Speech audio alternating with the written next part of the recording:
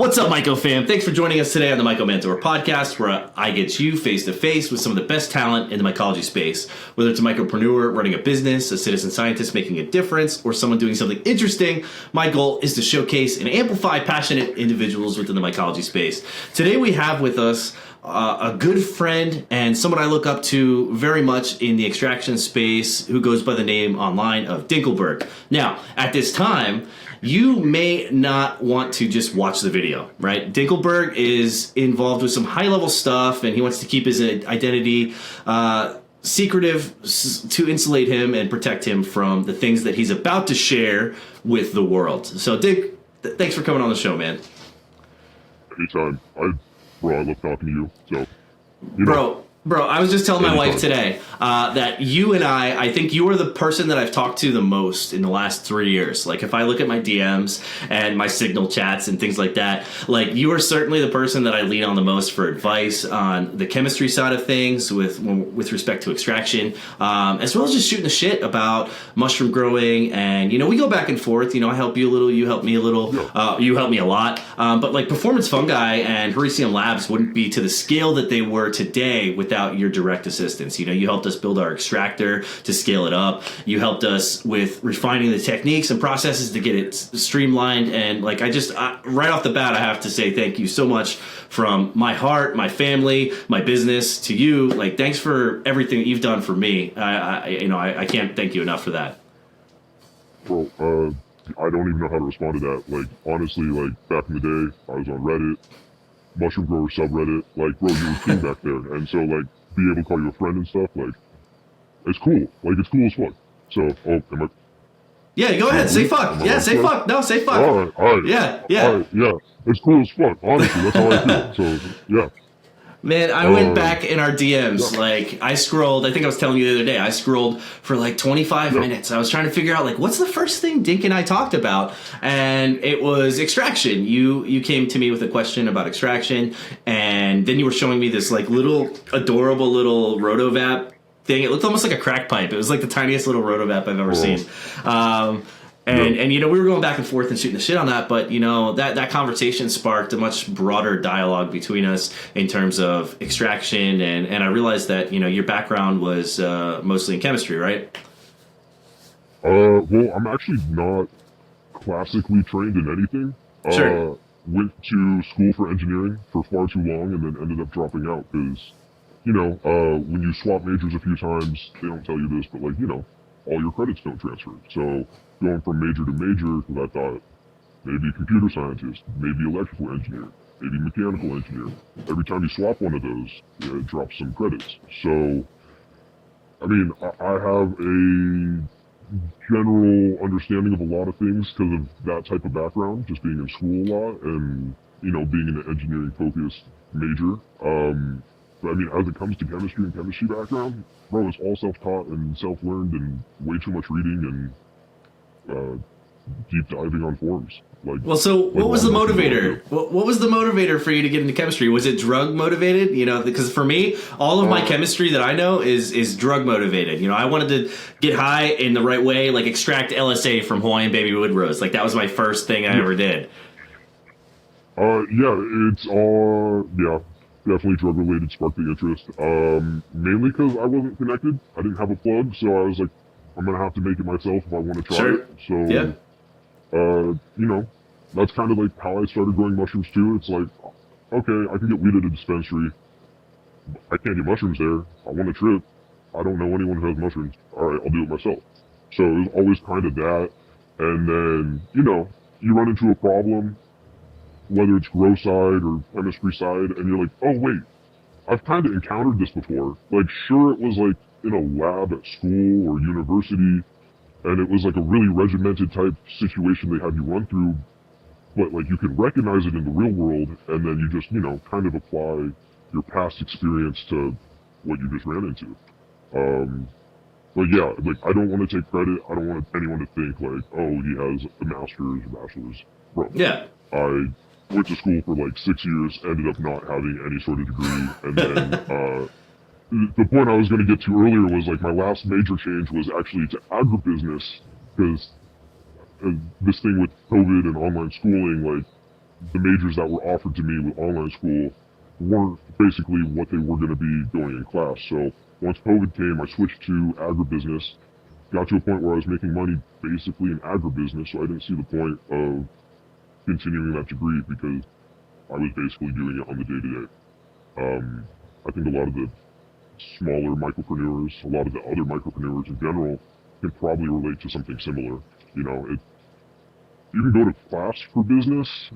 They don't necessarily teach you how to run and start and do all your business stuff yourself. You know, like I took a whole bunch of business management courses. It's email writing and how to be professional and have morale within your team, which I mean comes in handy when you're running scaled operations. But on the day-to-day, you know, it's just experience, recognizing like something you've encountered before, and then making that connection. But I fumbled through a lot of it too, because you said our back and forth. It's all troubleshooting. You know, it's all troubleshooting. So it's like, why the fuck won't this work? Why the fuck won't that work? It's all troubleshooting. It's running into an issue. It's going good, running into an issue, beating your head up against the wall for like half an hour trying to figure it out, and then I've done that. It's some stupid. Oh, I didn't open that valve.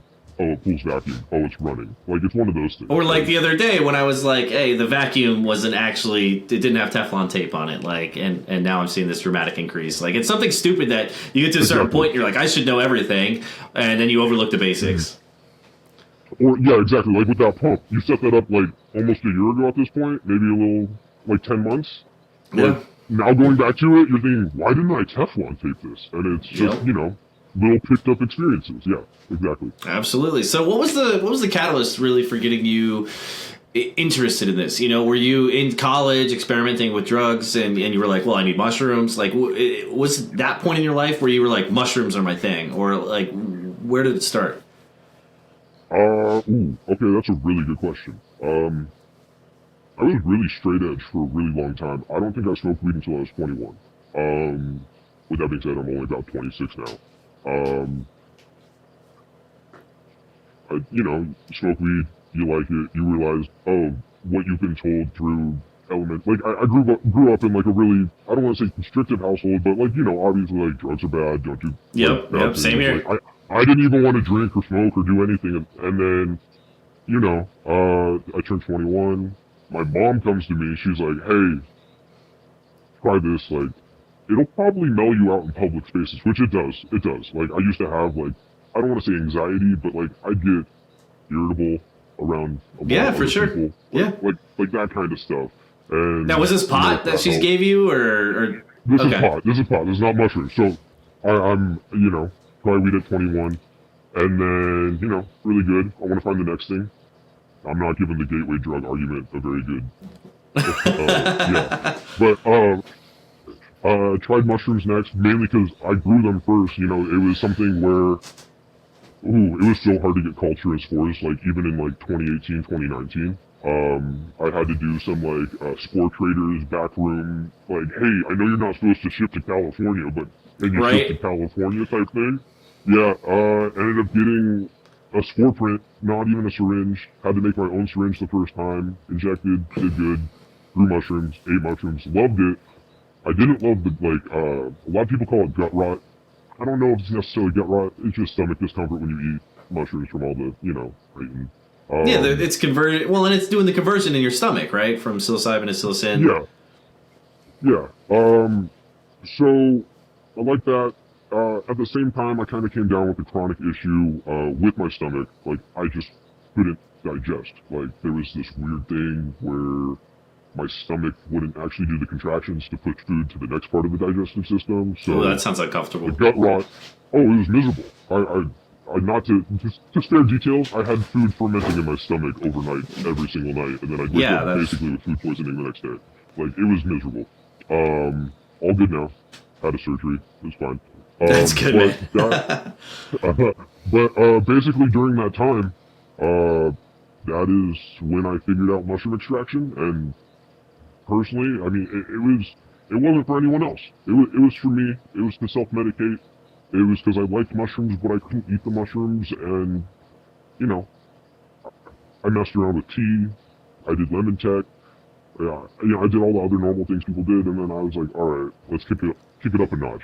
Let's see what we can do with Right. this. And I was really fascinated with BHO and like weed extraction. It wasn't something I had experience with, but it was something I was fascinated with, and you know, uh, discussing chemistry. That field of study, more or less, is like probably the most open. Like you can go to a weed forum, like you talk to Dustin, like Future's my man. Like I love that forum. He's a great forum.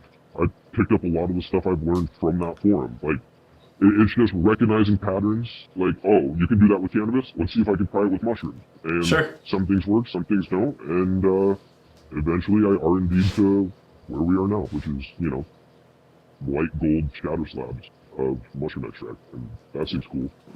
No, it's really cool. I'll pull that up on the video when I edit it, so that people can get a visual. But when I first saw those slabs, I was blown away because you're holding these giant slabs. Must be what, like 4 8-ounce slabs, maybe even more. Yeah, they're about 250 grams each. So yeah, 8-ounce slabs.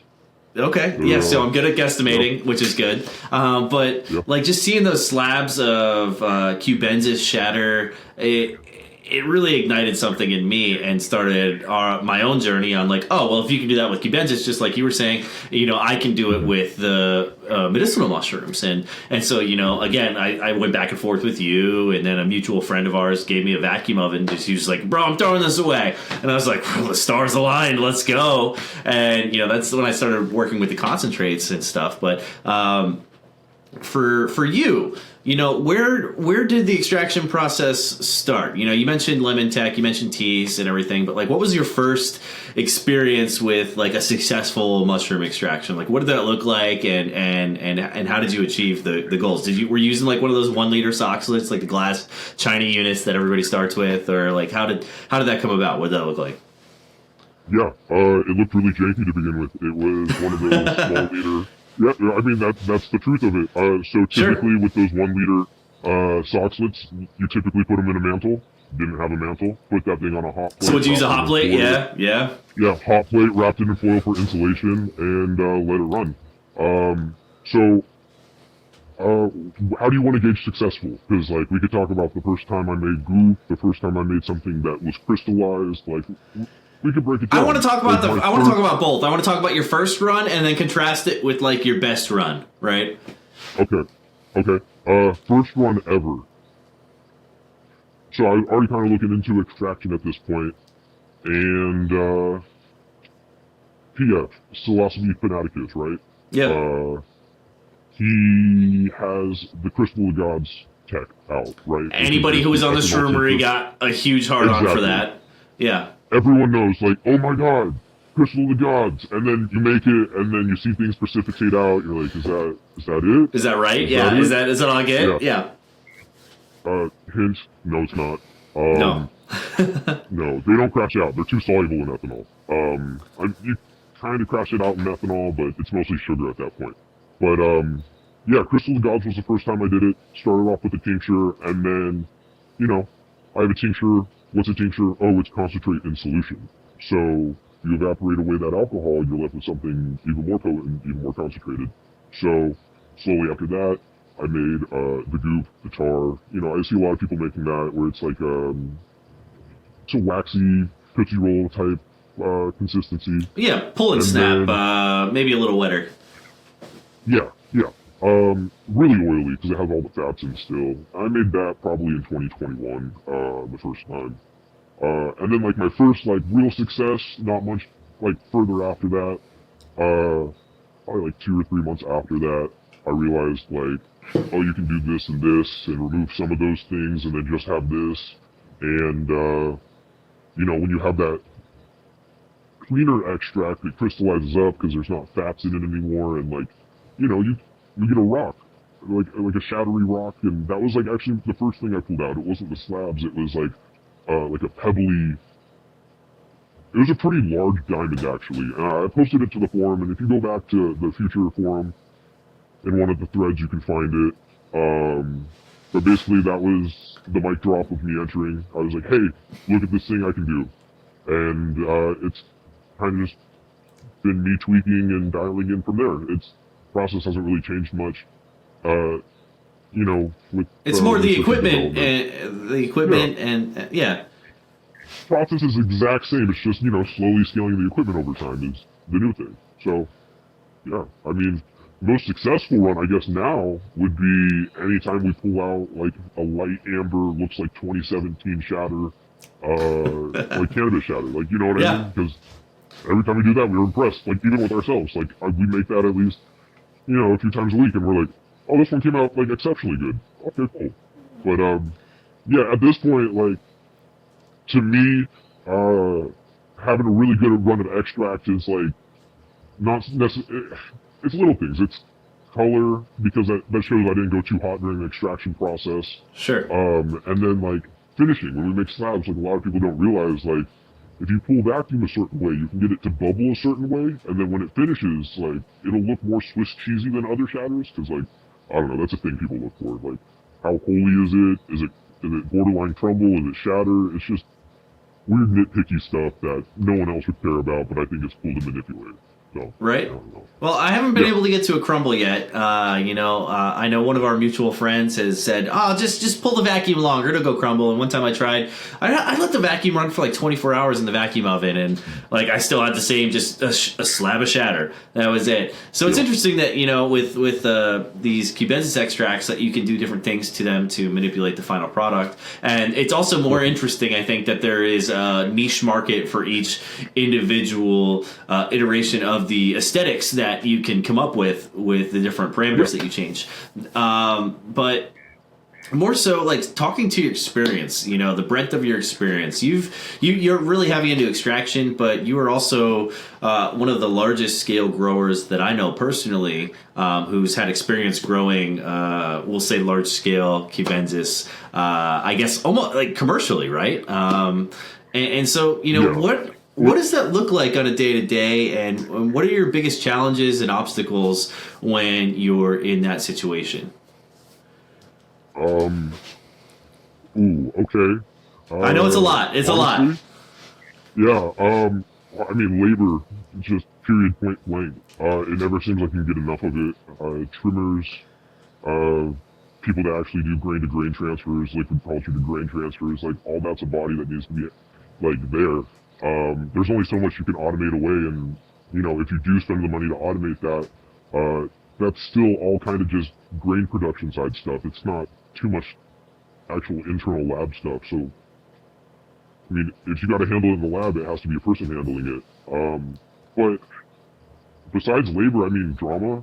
I mean, when you're talking like large scale drama in the mushrooms cultivation, my god, like, because the industry like it's hard to get trustworthy people, so you usually end up hiring a friend of a friend or like someone's brother. And we had this whole team where they were all related. It was just internal drama, and that was a lot. But just making sure you have a solid team that can get the job done is like any other project, really. Well, so you say manpower and labor, right? Like the team that you were working with, like what did that look like? Don't have to give me an exact number, just give me an approximate number of to illustrate really the scale of the operations that you've been involved with. 15 to 20 people on site any given time. And then just harvesting all day, right? Inoculating all day. Oh my god. Yeah, that out of that 20, I would assume like 15 in the fruiting room trimming, and like a lab team of 5 or 6, or count me, that's 7, doing the actual lab work.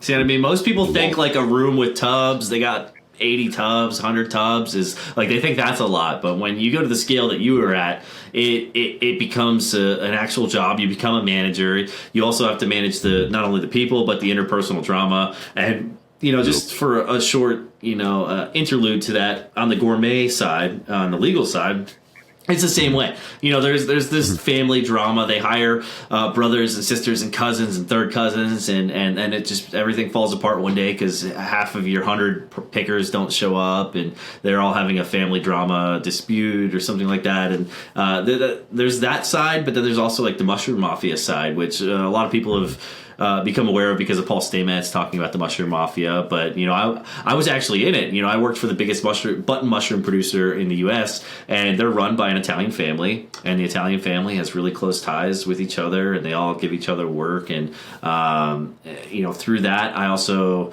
became embedded in the Kennett Square here in Pennsylvania. It's like the mushroom capital of the U.S. I became embedded with the Kennett Square mushroom community for like their gourmet mushrooms, and again, it's an Italian family, and they're all, all the employees are relatives of each other, and they all sell stuff to each other, and they're smaller subsidiary companies, and it's just this really weird interconnected web of Italian families that kind of run the mushroom industry here in at least Pennsylvania. What's that like on the West Coast?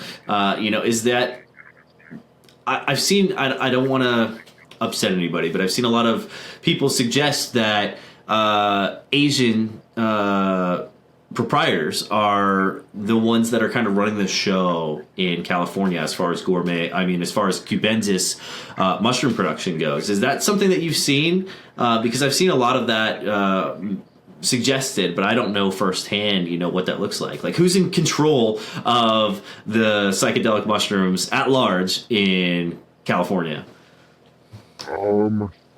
I don't think it's one group. I mean, with my experience now, it seems like too many people are holding too many packs, and so that's just driving costs down out here. So, like, even if they close up their grows, they're still holding on to their fruits, and, Sure. When prices go up, they'll sell some, and that'll cause it to go down again. It seems more like I don't want to say like a traditional market, but like, like a stock market, like where you're watching prices and then you let it go, because that's, when you're on scale, it's like you're selling a commodity on, the market. So, yeah. I do know about a group of Asians cultivating out here, but I don't think that's every single large-scale grow out here. I think that might be one notable group out here. Like I said, like I do know of a couple large grows out here. They're definitely not all Asian. That's yeah. That clears up the water a little bit. Yeah. There's definitely one notable grow that is, and they're very large, but they're not the only one. And it's still a competitive market. I don't want to dime anybody out. Is it the one that I'm thinking of though? Like, no? Okay. Yeah, it probably is. Oh, all right. Yeah. Didn't they get busted? That's what and they're still out, like, doing things? No, not those guys. That's a separate grow. I did a consult for them on extraction. They were doing non-testing. Okay, so they're doing an extract with the cubensis fruit that doesn't test as cubensis. Like, it doesn't have any psilocybin or psilocin in it. It literally just produces muscimol, no ibotenic acid, and it produces muscimol at 0.1%. To me, that doesn't sound like enough to extract. To them, with 50 state legalization and stuff like that, because it's naturally grown, this, that, the other. Sure. They felt like they could pursue that, and I helped their extractor with that project. Like, I gave him some tech, and he bought an extractor. And they ran with that idea. I saw them release some gummies. I don't know if they're still running with it, but that group, that one that we're talking about, I don't think they're Asian. They might have an Asian partner or two, but the guy I talked to was definitely white. It's just, I don't know, there's so many people and so many moving parts to this industry that it's hard to keep up. But that's really interesting. I never really would have thought about mushrooms, cubensis mushrooms that don't produce psilocybin or psilocin at all. Like, that's interesting. How do they... Yeah. Go ahead. I had a really hard time believing it too until I saw COAs, and then I saw the COAs, the certificate of analysis on that fruit, and I was like, oh, holy crap, they put their money where their mouth is, they're not bluffing. And yeah, they say it's not bioengineered. I can't say for certain. Like, when I see something like that, I think biohacking type stuff. Yeah, exactly. You know, like the type of stuff you do with yeast to make it glow. Like I think that kind of stuff. I don't know. That's like the next level of mushrooms, I think, or not even mushrooms, because they might get a yeast or an algae to produce psilocybin or psilocin, and then they can grow it out in large-scale bioreactors.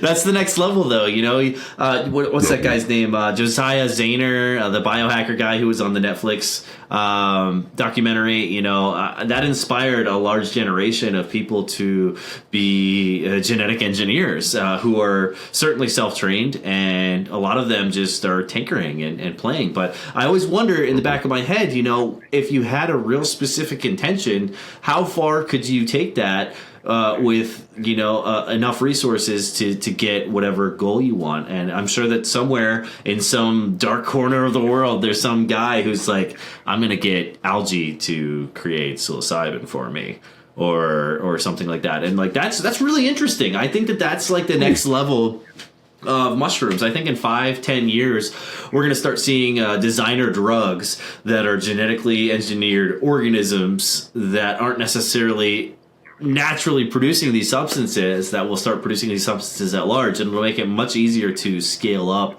a commercial operation for things like this as we see legalization. And so for me, that's like fascinating. It's scary because like you can also do some nefarious shit with this process, right? Like when COVID first started happening, in the back of my head, I was like, bro, like, what if somebody's just got this, like, DNA, what do they call it? What's the system? The Odin. Excuse me. What if they got the Odin, and they're just messing with things, and all of a sudden they made everybody sick? Like, that was my, like, conspiracy theory. Let me put on my tinfoil hat. Like, they just bioengineered this crazy virus, like, and they don't want to talk about it. Like, the government doesn't want everybody to know. So that's where I was at with COVID when it first kicked off, was like, the fuck, it's like this genetically engineered thing.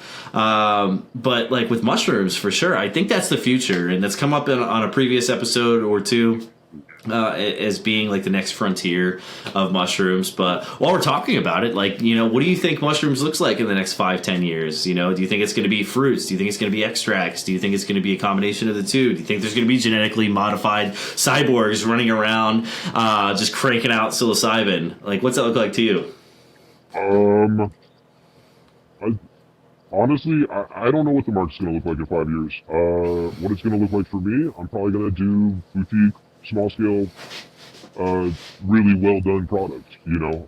I feel like those types of products do really well, and they usually pick up, like, a niche fan base, and... Sure. You know, I don't you know, if people like the product, that's great. I just want to cater to the people that know what they're getting, they like what they're getting. Like, obviously, like, we saw recently, like, with a whole bunch of COAs come down with, like, 4-ACO in different chocolate bar brands and stuff like that. And, you and Dustin were talking about the poop soup he sent me. Yes, we were, like, random tryptamines. Our mutual friend sent me another COA with that same profile. He sent me 2 COAs, actually. And, he's like, what's your take on this? And my take was the same take that Dustin. I'm like, it's synthetic mixed with amanita crude. Like, it has to be. Like, you're looking at 5-hydroxy-NMT, which is technically legal to source, but it's illegal for human consumption underneath the Analogs Act. So as long as you put the not for humans consumption label on it, it's fine, yeah. I've noticed some mushroom gummies start to say that now. And it's like, you're selling them over the counter at the smoke shop. You're telling me I'm not going to eat this gummy? Yeah. Okay. Well, it's like spice and bath salts and things like that. They're just skirting the regulations to try and sell enough units before they get shut down.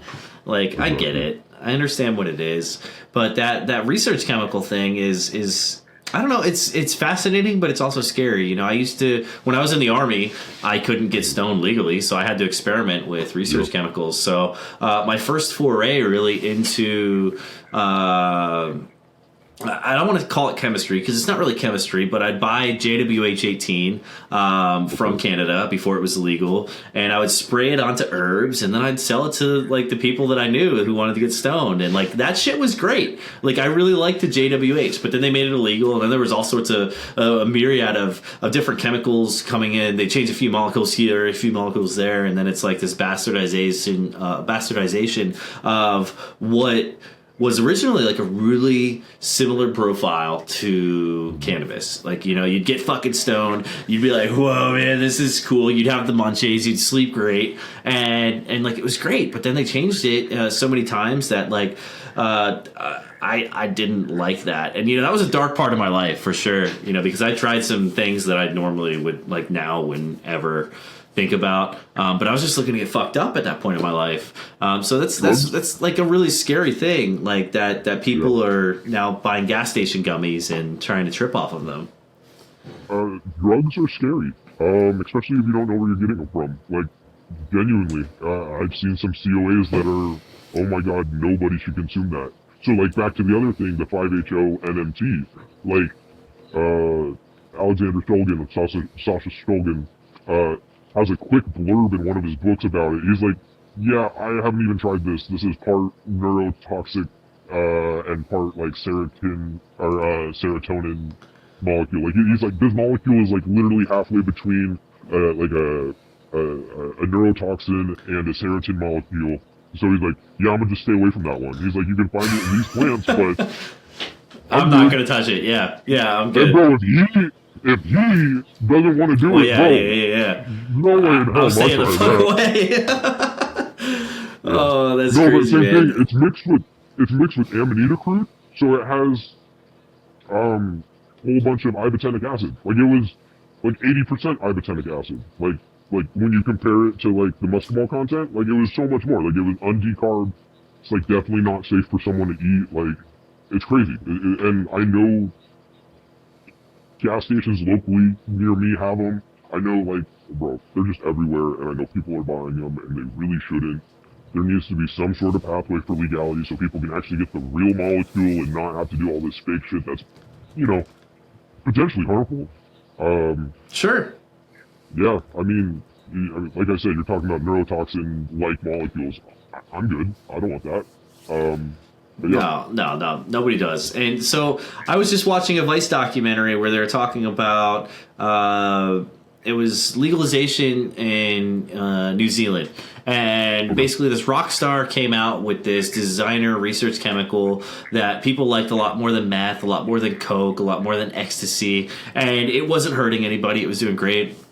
And it sold for a year or two before it was eventually legislated out. And then they started seeing a rise in meth and ecstasy and cocaine overdoses and issues again. So the government relaxed and they said, okay, you know, you can sell this specific chemical under these pretenses and everything is good. And then they started seeing a decrease in deaths and overdoses and issues from these drugs. And then eventually the government was pressured by some organization to make them illegal again. And then they made it illegal again. And boom, like it was a cascade again where everybody's on meth now. Everybody's on fentanyl. They're dying from fentanyl now because fentanyl's now the new thing. But it's just really interesting to see the pathways that the government takes to reduce harm, but also it ends up causing harm. And so, you know, it's a really shitty position for the consumer because, you know, they're choosing to buy from the gas station for whatever reason. You know, maybe it's because they don't want to get drug tested. Maybe it's because it's the most convenient thing. Maybe it's because they believe that they're buying it from a gas station or a store, any store, and therefore it must be safe. And then they're potentially... Yeah, and so they're assuming that there's some regulation. They're assuming there's some sort of control in the space, and then they're ultimately harming themselves. And specifically with Amanita, you know, I've always treaded really cautiously with Amanita. I personally won't try it, you know, just due to my access to cubensis, because it's like, why when I have this? There's a lot of unknowns that go into these extracts. Like you said, you know, it's mostly mucimol. It hasn't been decarbed yet, and it's just like that's dangerous. And so, like, what's your take on amanitas? You know, while we're talking about it, like, is that something you'll do if you process it, or is that something that you kind of just stay away from altogether because of your access to other things? Exactly. I'm probably gonna stay away from it because it's a delirium. I mean, it's not really a true. What's the word I'm looking for? It's not like a true tryptamine. It's like you know, it's not in that tryptamine class of traditional psychedelics. It's something else. It's a delirium. I think Justin said it makes you fall asleep and have nightmares. That's exactly what a delirium is. Like yeah, it just, Yeah. doesn't sound pleasant. I'm good. No, thank you. And that's where I stand on it. Well, I said it's like the salvia of mushrooms. Like, we've got salvia and we've got cannabis. Salvia is like DMT's evil cousin. And, I think Amanita is kind of like that. I'm sure some people have fantastic experiences with it and they know the mushroom in and out and they really can get their experience down to a predictable fashion, right? But for most people, I don't think it's a mass market mushroom. And I remember my first time seeing Amanita, any mushroom in a head shop, it was Amanita. It was like 2010. I was in a head shop, and again, like this is during like the spice craze, and I saw these mushrooms, and I'm like, oh, that's the Mario mushroom. That's kind of cool. And then I saw it was Amanita. I went back and looked it up on Arrowhead and was like, maybe not. Maybe I don't want this one. Like, that doesn't sound fun at all. I have to boil it first and make sure it goes above this temperature or else it's going to hurt me. See, if something needs that type of prep, I'm good. If it's going to hurt me in the sentence at all, I'm good. Yeah. No, I'm okay on that. Like you mentioned salvia, like I got into this thing where like I wanted to grow most of my ethnobotanicals for a while, and I got into salvia, tried to grow it. Oh my god, that thing is so finicky. It needs the right humidity. It needs the right light schedule. Like, people talk about growing weed is hard. Like, I've grown weed a few times. Like, it might not be the best weed at the end, but you've grown weed. Bro, that plant will die out on you. Yeah, that plant will die out. Salvia will die out on you if you mess it up once, and it's the worst thing. Like, I've always wanted to, like... So, you mentioned smoking salvia. Traditional usage is chewing the quid, and I've always wanted to do that because, it seems mellow. Well, like me, because like the way I think, I'm thinking, all right, let's extract it and make like a bubble gum out of it. That way, it's still the traditional usage. Get some trip. It's not overwhelming. That's different, yeah. Right.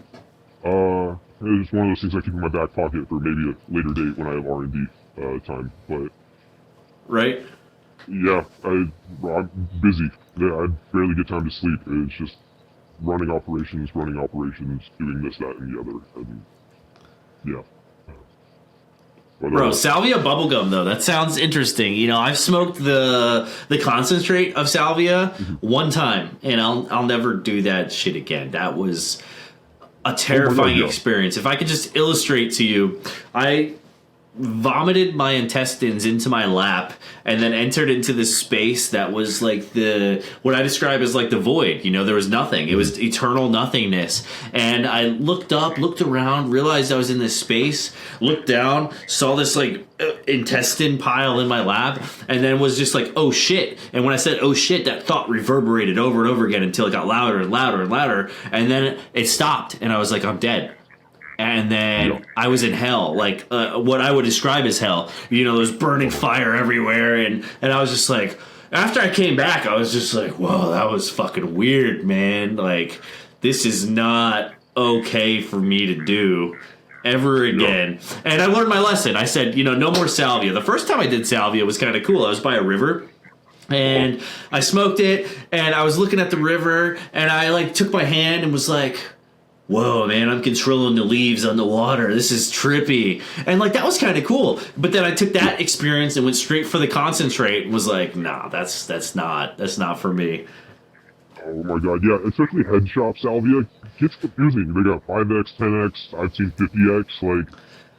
Yeah, well, I tried, like, 20X, I think is what I tried. Oh, yeah. Oh, yeah, I'm a little baby. I'd be, like, eating my way in with 5. Like, I've never smoked salvia. I want to chew it. Like I said, I've grown it, but like, it's one of those things where it's like, maybe I'm not ready to go live a life for 3 months and then pop back into my body 10 minutes later. Like, I don't know. Like, because I've heard some crazy stories like that on salvia, like time dilation, like weird stuff like that. But like, I don't know. That also might be a factor of just doing too much psychedelics at the same time, because like, I've done some ungodly dose like mushroom trips, and I've definitely had the same thought where it's like, oh my god, I'm dead and I'm in hell. Like, all while I'm like still in my bedroom staring at my bedroom wall. Like, I'm in a safe spot. Why am I thinking that? Yeah. Now we're talking about the mushrooms. Oh, go ahead. I was gonna ask, what has been your largest dosage of cubensis? ever? 'Cause, I mean, everyone kind of has something a like story. 7 grams. Like Okay, 7 grams has been like my peak. By no means. I haven't pushed it too far. Yeah. But by no means am I trying to glorify like this like exorbitant usage of mushrooms. It's interesting to hear other people's insight to what their large doses are like, you know? So Sure. Yeah. 7 grams? Now we talk about acid. Acid for me, 15 tabs is where we stopped counting, and then we just kept eating it. Like that was called Mystery Acid Day. That was a fun day and a half or so.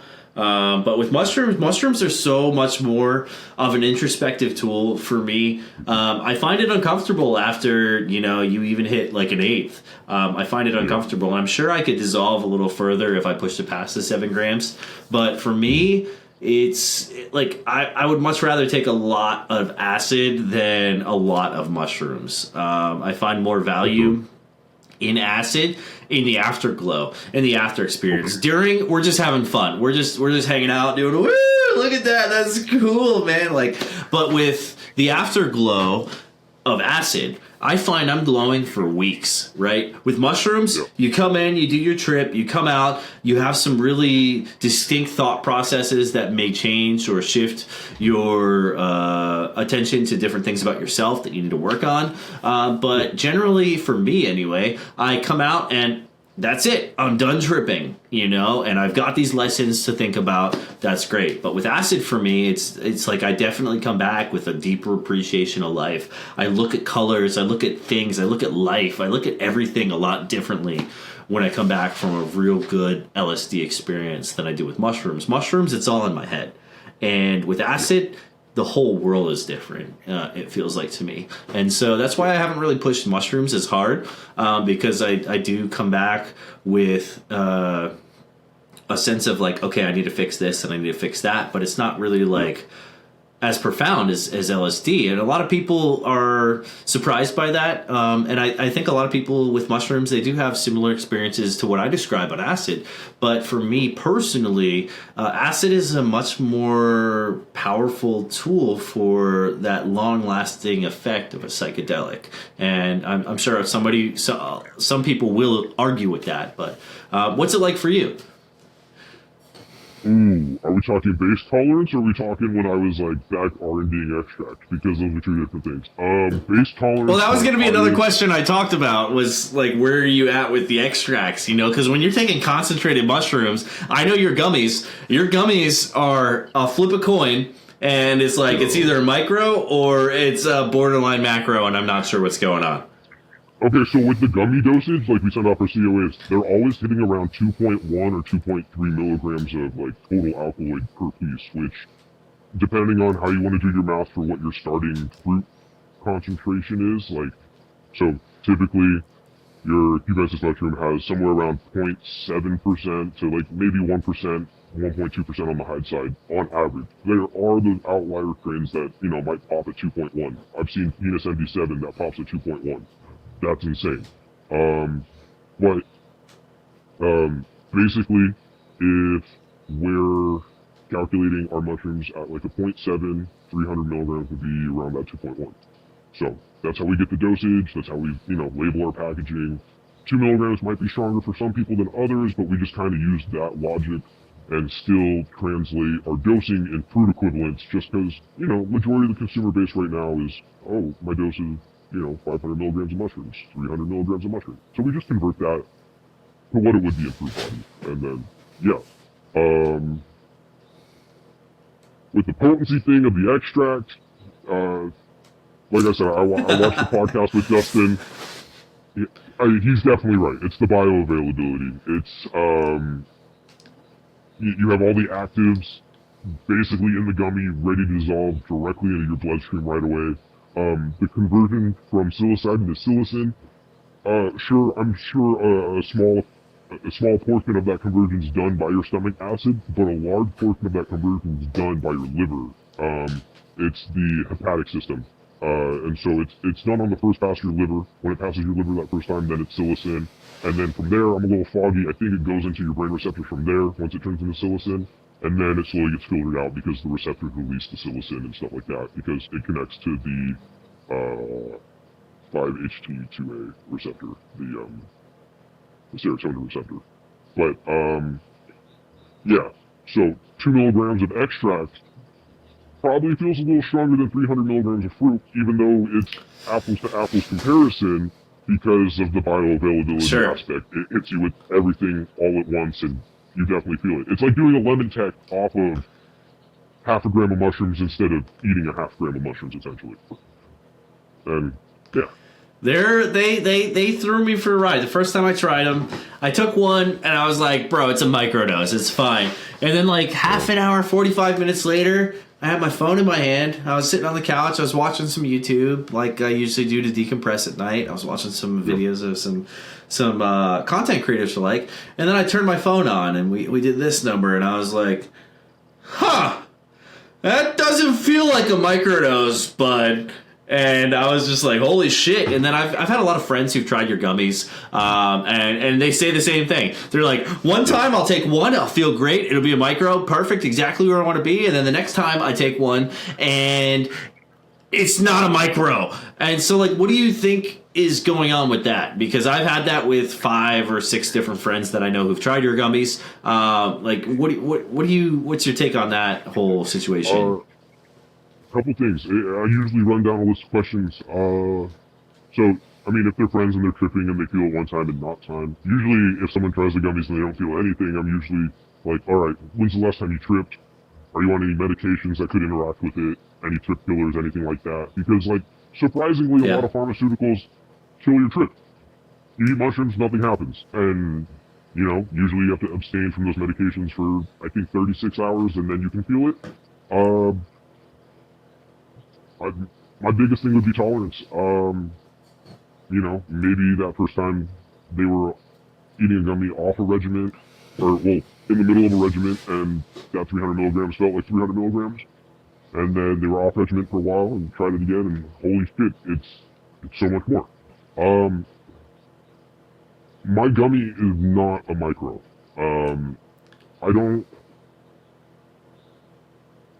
I don't even really want to say it's marketed as a micro. I initially started making micros, right? 150 milligram, 250 milligram. Biggest complaint was I can't feel it. Okay, it's a micro. You're kind of not supposed to. It's sub-threshold, right? So I'll make you feel it. I'll make you feel it. That's the next step. Exactly. No, so we ended up going with what I like to call a mini dose, because a lot of the people that were picking up gummies when we first started R&Ding, they were using it as like a pre-workout supplement to help them get into flow state.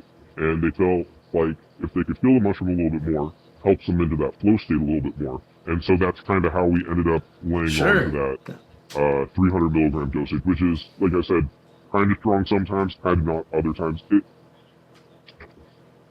Part of it's probably just headspace too. Like, did you eat today? Did you not eat today? Like, all those weird little factors. Yeah. For me, at least, bro, they have a huge effect on me eating. Like, my gummies, I eat like 4 if I'm like really trying to trip. Anything else than that, like I'm like half a gummy. If I'm like feeling spontaneous, maybe a gummy. Like, there's no way I can eat a gummy and work. Like, even one. Like, because that's just how they're dosed, you know? That's good to know. That's good to know, because like I feel like I should be able to take one and be. Yeah. No, I feel like I should be able to take one and function.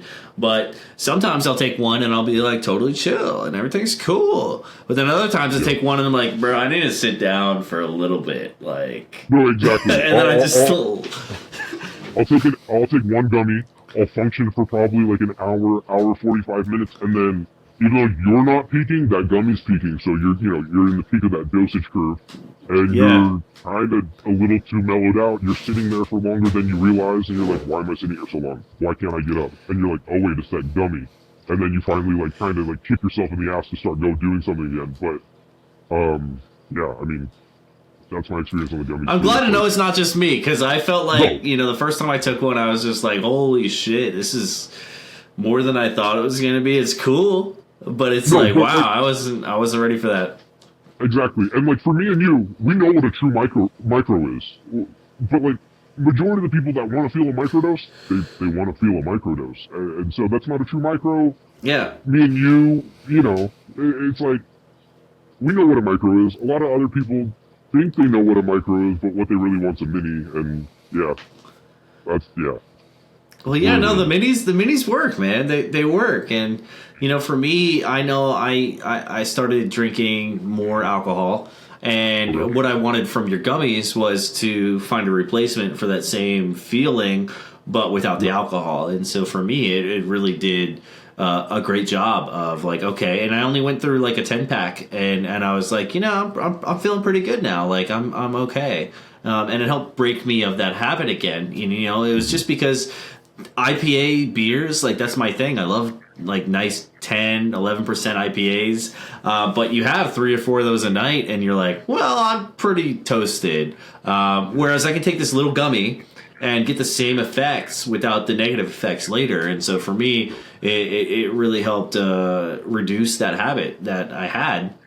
And it also, you know, got me reacquainted with the mushrooms as far as psychedelics goes, because I took a long break after I had my kid. You know, when my daughter was born, I really just sort of firm hard stop on all psychedelics for a number of reasons, but most of that was just due to kind of paranoia. You know, like if you're laying in bed and you're worried about your door getting kicked down, it's for a reason, right? And you know, for me that reason's implied. You know, I was growing quite a bit back in the day. And most people don't know that about me, but you know, that's where my mushroom passion started, was growing psychedelics. They all think of me as the lion's mane guy, but you know, I found myself laying in bed not being able to sleep because I'm like, well, what about my daughter? What about my daughter? And now I've kind of chilled out a little bit. She's 6 now, and I find myself being able to let go a little bit more and a little bit more each day. But your gummies were a treat, man. I'm really glad that I was able to try them, and you know, just knowing you and having worked with you for so long and trusting your process, you know, I felt a lot more confident, because people send me shit all the time. You know, I get mushroom chocolates in the mail and I'm like, bro, I didn't ask for this, like stop sending me this shit. And I won't take it too, because I'm like, I don't fucking know you. I don't know what you're doing. You know, I've been to some grows, man, and a lot of the shit I see in a lot of these grows is not okay. So, you know, just knowing you and everything made me feel a little bit more confident in that. But your gummies are fucking top notch. Now, you're not like in stores in California, right? Like it's not quite there yet as far as legalization. Not quite. Yeah. Like, I know an owner or two of a couple of smoke shops that might put product in, but like, officially, no. Are we actually in those stores yet? No. They keep showing interest, and then you know how some of these brokers are. They just, yeah, bro, give me some samples. All right, cool. All right, sure, I'll pick some up, and then you don't hear anything. So it's like, Yeah. I think a lot of the smoke shops and the head shops are more concerned with stocking products that are 50 state compliant. So, you know, they're going to lean more towards the Amanita products, even though they're not better for you or quality-wise, you know? I mean, there's a smoke shop up the street that sells my tinctures, and they have the same things. They have those Amanita gummies and all sorts of other shit. And they're like, this is what sells, bro. Is your shit going to sell as well? And I'm like, my shit doesn't make you trip. Like, I don't know why you're trying to sell my shit next to the shit that makes you trip, thinking it's going to do the same thing sales-wise. But I also have the same problem with, like, people with bulk extract, where they kick tires for a little bit and then they just fall off. And I've learned not to get excited, and I'm sure you've learned the same thing, you know. You hear somebody talking, whispering these sweet nothings into your ear, saying, hey, I'm going to sell this, I'm going to buy that, and do this, and then you don't hear from them again, ever. So it's this constant battle that we have, you know, for sure. But especially with your product, you know, I would think it'd be more desirable, but I'm also not in tune with the decrim laws in California. I don't really know what that looks like, you know. So can you paint a picture for me as somebody who has no idea what the decrim status looks like? Like, what does it look like in California right now? It's based on municipalities. So certain cities in the state have decriminalized it. It's not statewide yet. To the best of my knowledge. I used to stay up on it, like, super closely, and then I got busy and kind of fell apart. But last time I checked, it's just a couple cities. I think it's Arcata, Santa Cruz. There's like one more that I'm forgetting. Oakland. And then I think that's it. There might be one or two more, but not too many cities in California yet that are decrimmed. And now when they say decrim, like for those who don't understand the whole, like don't get the whole picture of what decrim looks like, is that decrim for growing? Is that decrim for selling? You know, I've seen a lot of posts where there's these open air markets where people can just go buy whatever and they have tens of pounds of mushrooms on the table in a trash bag. You know, what's decrim look like in California versus, you know, what we might think it looks like? So to answer your question, decrim on paper, I think it's only for people holding and possessing certain amounts of fungus, but decrim in practice, it kind of just opens the door for a lot of manufacturing, just regardless, because it kind of turns into a slap on the wrist.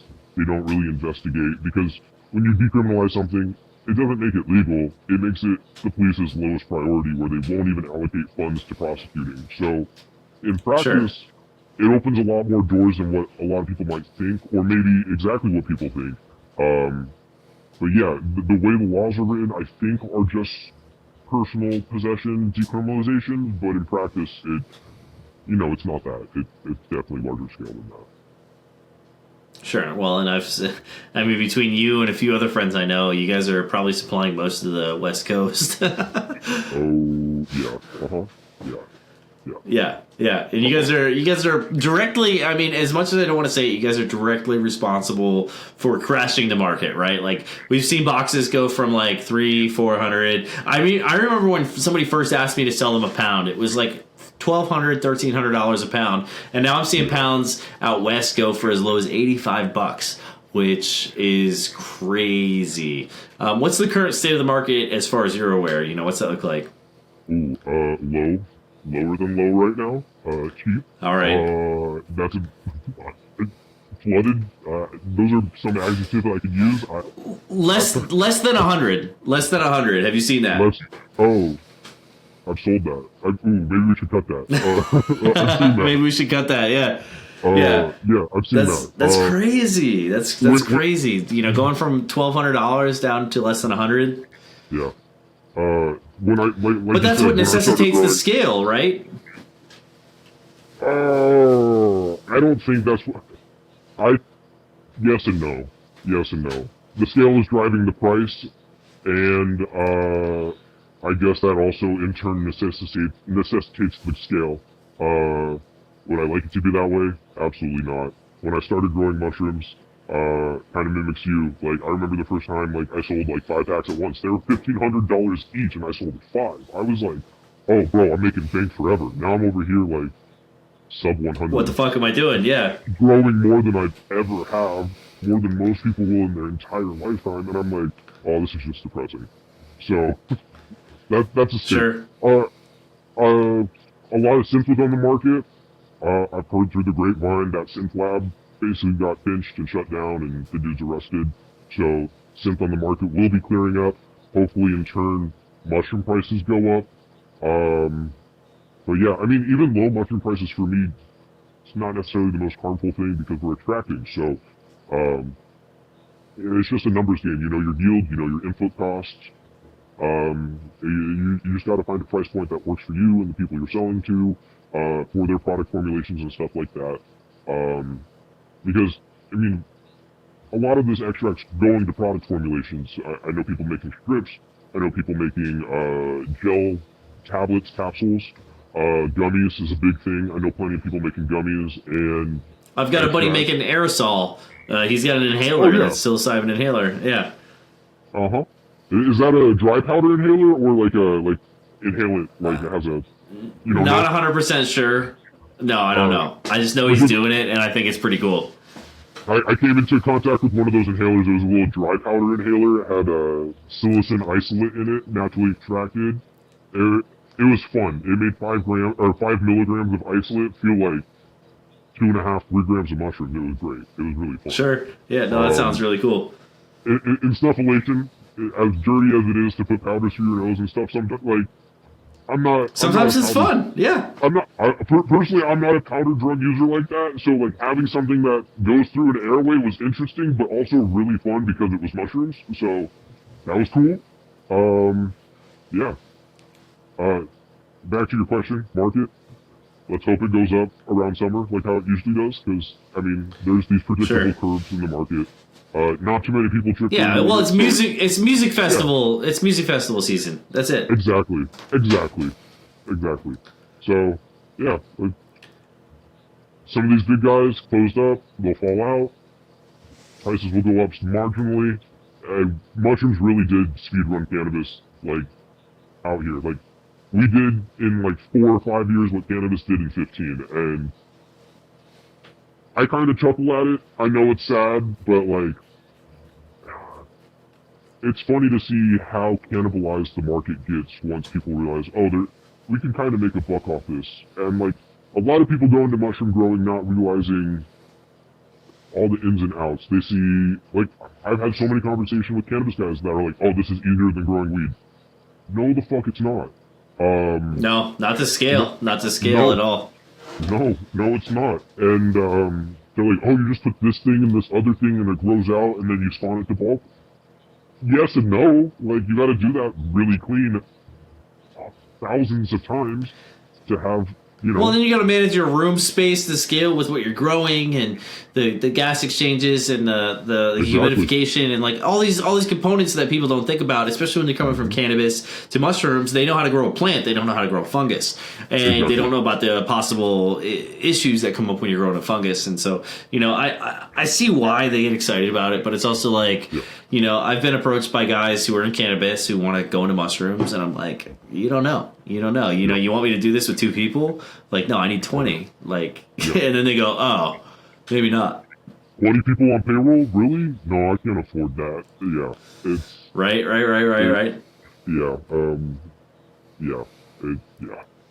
So, you know, being out west, you've got a unique perspective of how cannabis transition and then how mushroom transition, and you know, just like you just said, you've seen a lot of similarities, but you've also seen the mushroom side of things kind of steamroll cannabis. What do you think the next few years, I know we've talked about this before, but like, what do you think the next few years look like? Do you think we're going to see a lot more ups and downs? Do you think we're going to see a lot more of the big growers shut down because the market's not there, and then smaller and medium scale growers get to kind of get their foothold again? You know, my biggest concern is that the people who are very passionate in this space are going to be kind of off put and maybe just kind of quit doing what they're doing because of the state of the market being so volatile. You know, what do you think that looks like as far as your perspective is concerned? I'm not really ever going to stop doing mushrooms, regardless of the market, really, just because I do have such a passion for it. Like, I just bought like this new nice flow hood. It's not in this lab. It's being delivered to a storage unit to get put into another lab later. But, you know, if you really like your hobby, if you really like what you're doing, you're not going to stop doing it. Mushrooms, for me, the way I look at it, have always kind of been like a little guerrilla thing. Like, and when that aspect and take on it, like a bunch of small growers, maybe pushing 50 packs a month, can definitely outweigh one large facility doing, you know, 2,000, 3,000 pounds a month. Like, and those small scale growers might be able to compete with prices, because like in my past, like at least a year and a half ago, probably, like it was still at the point where it was like, okay, I want a box. How many people is that box going to come from? Like, because like this guy probably has 50, this guy has 70, this guy has 30. Like, that's how it was like even a year and a half ago. But then like the last year, you see so many of these large ops coming on, turning on, running site, growing fruit, and then shutting down because either it's not selling or it's not selling for high enough and they want to hold on to it and they don't want to keep producing more if they have stock on hand. So I feel like, yeah, you're right. Like a lot of the small and medium scale growers will probably continue to thrive later on down in the market. I feel like right now, a lot of big people got into the game and, you know, they just really tanked prices. PE, couldn't even sell it for 75 a pound. I've heard people say that, just because there's so much PE on the market. Everyone is running through PE, and now they're asking, oh, can we get Louis Vuitton? Can we get Ghost? Can we get Enigma? The most insulting thing I heard recently was like, yeah, we'll get like 400 a pound for Enigma. That's so much work. That's less yield, harder trimming, for nominal increasing costs. Like that needs to be up near $600 or $800 on the large scale for it to be worthwhile cultivating. But yeah, no, I think the market will kind of course correct out to where it belongs. I don't know if it'll be as high as 2019, 2020 prices. Those were really good times. But I feel like we'll probably see 350, 450 for wholesale again at some point.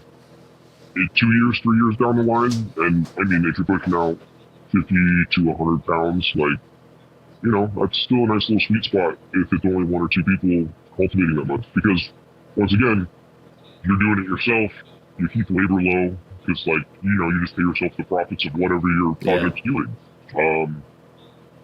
And yeah, I mean, I don't want to say I work for free, but it definitely feels like that sometimes because of how much I put back into the project and stuff like that. Yeah, I mean, if you have a passion for it, definitely keep doing it. Right now it's bad. It's not always going to be this bad. And that's only for fruit. I mean, if you're doing an end product, you're doing a gummy, you're doing a chocolate, you're still going to fetch a pretty decent premium on those end products because, you know, on the retail side, not the wholesale side, like everything's still kind of 10 a gram, especially if it's in the end product. I've seen, well, people have told me like the little 10-pack of gummies that I make that has 3 grams in it, that sells for 60 to 80 sometimes. I'm like, holy crap, you're price gouging. Please drop that. Like, please lower that. Like, yeah. I know what I'm giving it to you at. I know it's probably going to go through 1 or 2 more hands. Like, it doesn't need to be that high. Everything's kind of priced decently enough that it's, you know, no one should really get taken advantage of on the market like that. I'm a numbers guy, so I know the cost to produce. I know what I should charge to make a good profit. And it's not greedy. It's right there. It's like food service. It's like, okay, cost, all right, maybe 3 times that is what I'm going to charge. Because that covers logistics, that covers manpower, that covers inputs, you know? Bro, what you charge is super fair. Like, I was just like, wow, that's it? I'm okay with that. I'm okay with that. I'm not going to be mad. Yeah. Why do you need that charge? Yeah, exactly. Like, exactly. You're a real one. That's awesome. I appreciate it. But like, so do you see, so like you're very comfortable, you know, making the concentrates. And since I first saw your slabs, I've seen maybe 5 or 6 other guys doing slabs similarly. And I'm starting to see more and more and more, you know, are you nervous about that or are you just cool with that? Like, cause that's like part of the game. Like where are you at with your peace of mind as far as, you know, other people doing the thing?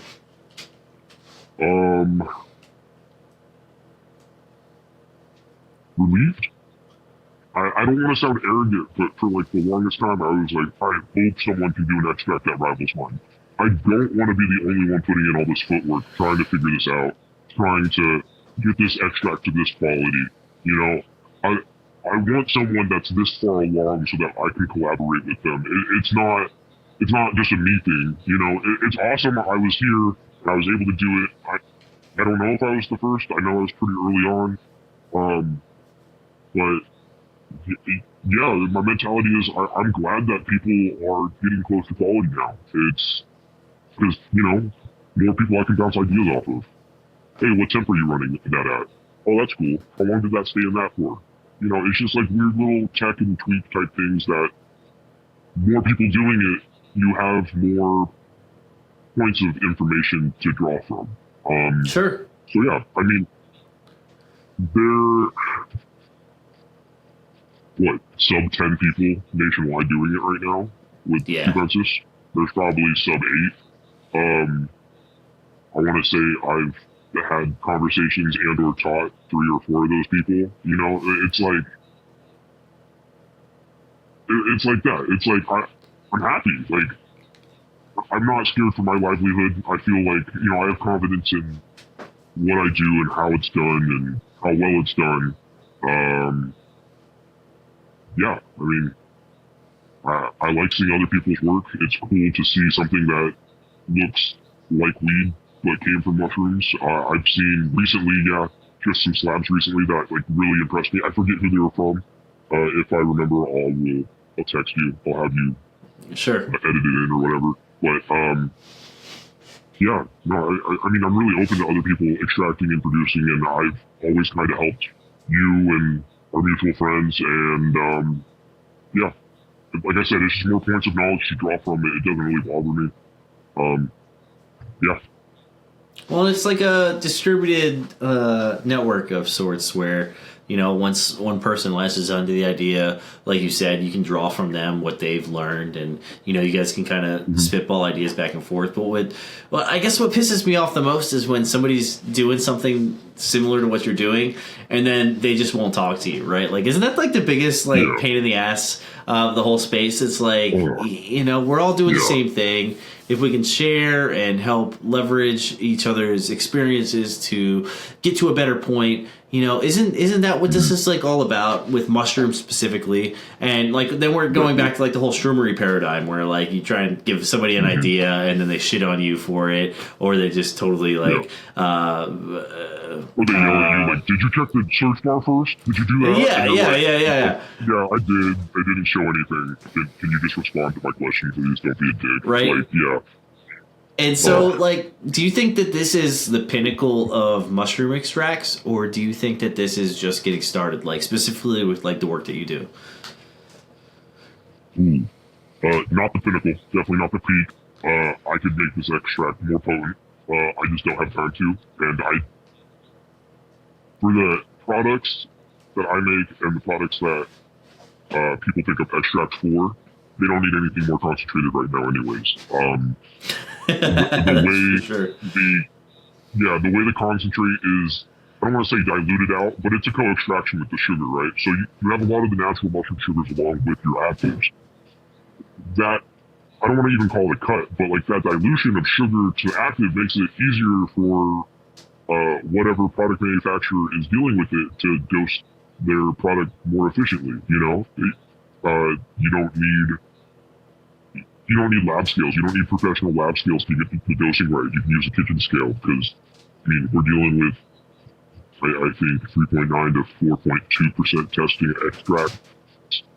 It's, I don't want to say it's low testing, but in terms of concentration, you'd have to add a lot more to really mess up your dosings, as in, if you're working with the isolate, you know, you're off by a half milligram, or a half gram, 25 milligrams, you know.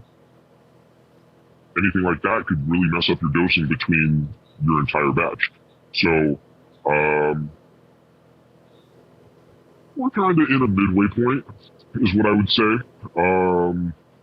The slabs and the like actual concentrate, not isolate, it's really refined at this point.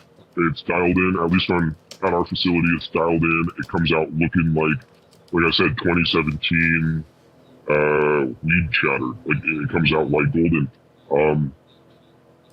Could I take it to isolate? Yes, that's basic chromatography. You know, well, if I say basic chromatography, I have to explain it a little bit to your audience. But it's basically filling a tube with a powder that will stop some of the molecules, but not all of them, and then running an alcohol or some other solvent across that media phase to slowly draw out the particles you want, so that you can basically stop the extraction where you want it and only collect like one set of molecules. Yeah, we could do that in-house here. Do I need to? Not necessarily right now, but we're definitely not at the end point. Like, if we want to do inhalable products, like how you mentioned, we would have to take it to isolate. But yeah, all that's in our wheelhouse. We could do that. We could definitely. Well, so that's the next level. Raise like, the bar is producing an isolate. Definitely raise the bar. But like you said, it makes dosing a hell of a lot harder. You know, we're experiencing that same issue with performance fungi, where, you know, we have this concentrate, but, you know, you need to take a 50 milligram dose of it, and it's like, well, who's got a milligram scale laying around? So we don't really retail it to our mass market. We really just wholesale the concentrate because of that. And so we're exploring other areas of like, okay, well, if we add something else to it, is it going to be perceived as a filler, or will consumers be okay with it, understanding that they will be taking a full dose of it regardless? So it's like something else we're interested in. So, well, something I actually just became aware of today was pulsed electric fields assisted extraction. Have you ever heard of that? Are you throwing exam questions at me? What's going on? No, well, we're getting there. So basically, it's using electricity to do the extraction. Okay. And this one research paper I read said that the extraction was done in 1 second. I can send you the paper. But it was a really interesting. Yeah, I will. It was really interesting because I've been diving into these different ways. Like you and I talked today, or even yesterday, about and in the past about ultrasonic extraction, and so that's something that I've been looking into, but I've been really hesitant to get into because of the additional solvent that's needed for ultrasonic, which results in a more diluted product, but also the potential for titanium from the actual sonication probe to be leached into the solution that you're ultimately extracting. And so I emailed Hilschler, one of those two combinations. Yeah. Heischler, there we go. But I emailed them because I was like, hey, like, what's up with this titanium nanoparticle thing that I keep hearing about from Future and from a couple other people? And they were like, yeah, no, our probes totally leach titanium into the solution, and you just got to put it in a centrifuge to get it out. And I'm like, who's got a centrifuge for like a gallon? Like, that's just not really, it doesn't make sense. And so I was like, all right, well, let me look into these alternative methods of extraction. And so that's when I found out about the pulsed electric fields assisted extraction. And it is a really interesting concept. I don't really know how it applies to fungi, but they were talking about, in the research paper that I read anyway, they were talking about ginseng and doing extracts from ginseng to get the active molecules in ginseng that do the thing in your body that makes you healthy or whatever. I don't know a lot about ginseng, but it was really interesting because I've never really thought about electricity being used for extraction. So I'll send you that research paper once we get done here. You can take a look at it and let me know your thoughts on what you think it is. But basically, so they take the material, they pump it into a vessel that has this electric field applied to it, and then it's then pushed out to its final collecting vessel, I guess, for lack of a better word. And so, like, it seems like a really fast, efficient, cheap, easy way to do extraction. But, you know, just because, like, you've never heard of this before, maybe, you know, that's the next level. Like, who knows? Like, when we're talking 1 second extraction time, because basically the electricity fractures the cells in such a way that the actives are unlocked and able to be accessed by our bodies, at least with ginseng. And so it's just like so many different ways we can approach the same problem. With that in mind, have you ever like come across any bizarre or seemingly outlandish extraction techniques that you were like, nah, that can't work, but maybe you've thought about it and realized that it could be interesting? Like, is there any other process? Like, we use a sock slit, right? Is there any other processes you're aware of that might be interesting outside of ultrasonic, outside of the sock slit? You know, what other processes to get the same result can you think of that we can implement in our day-to-day mushroom extraction endeavors? Okay. Let's just run down all the initial extraction methods. So you have let's do it. which you mentioned. You have ultrasonic, which is it's quick. Don't get me wrong; it just produces a lot of solvent. It's like a 1 pound to 3 gallon wash ratio. And so you have to distill it down, like and Yep. And if you don't do that, then you're just selling tinted water, right? Exactly. Basically at that point. I mean, yeah. Imagine your tincture, but like 1/3 the dose. Like, how much of that would you have to drink? Like 6 droppers? Like, something like that. Yeah. But okay, so sock slit, sonication. I've used ultrasonic baths, which is you let it sit in there with the solvent. You let it, but it's same thing, kind of, not really. It operates at a different wattage frequency. Yeah. Then you just have like your centrifuge, like soak and spin. I've seen people using that. Then when you get into the really crazy ones, you have CO2 extraction. So like how they do solvent like supercriticals. Yeah. Yeah, supercritical CO2, which deals with crazy high pressures and they typically do that with like reishi spores to crack open the shells of the spores and let the oil out.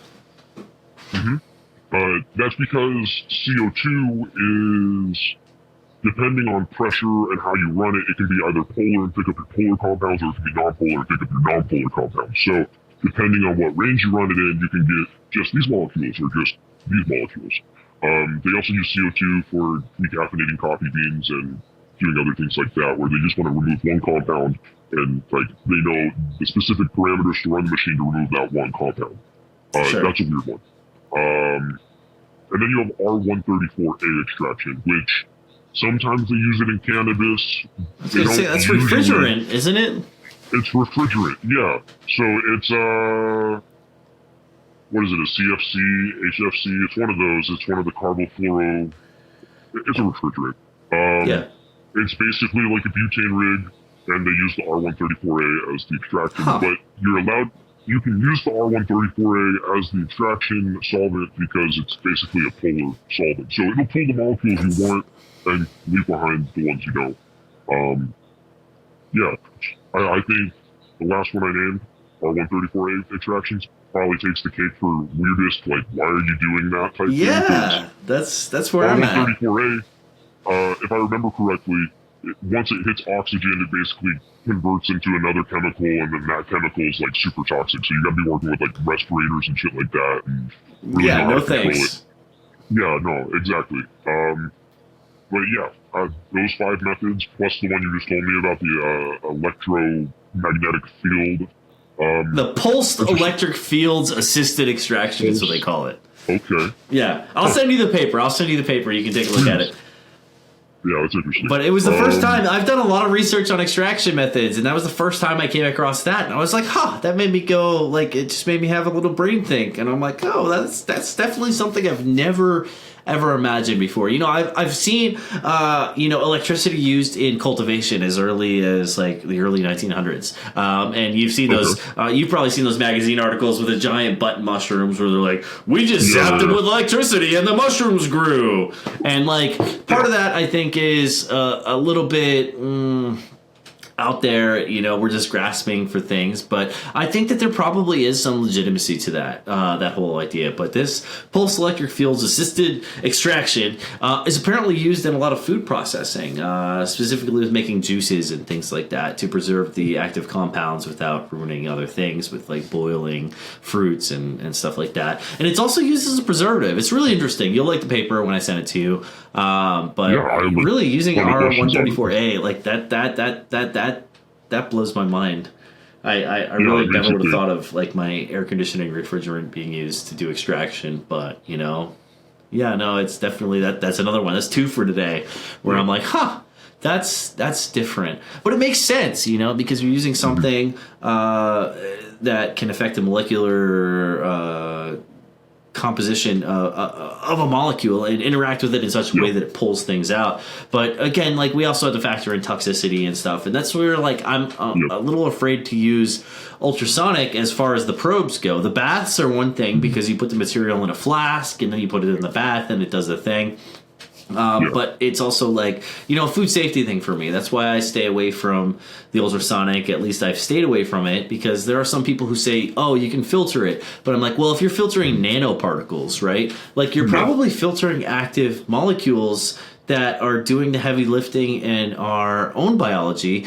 And so it's like, well, if you're filtering out titanium nanoparticles and you're filtering out the actives, then what really are you selling as an end product, and how effective is it going to be? Now, I've wanted to do experiments where let's run it under ultrasonic with the probe, and then let's do potency testing and see what happens. But that's like a $10,000 experiment, and I'm just really not willing to pony up that kind of cash for an experiment that's a thought process. But maybe one day I'll get around to it, or maybe I'll find it on like a nice auction website and be able to get around to it. I know on BidSpotter the other day I was looking and I saw one of those nice $6,000, $7,000 probes, and it was only like $50, and I was like, I should get that. And the next day the auction was gone, and I'm like, man, I really should have just dropped a bid right now, but like lab equipment is a whole other process of extraction that a lot of people don't think about. When they first get their sock slit, their 1 liter sock slit, it's like $300. They're like, I'm on top of the world. And then they realize they can do things better,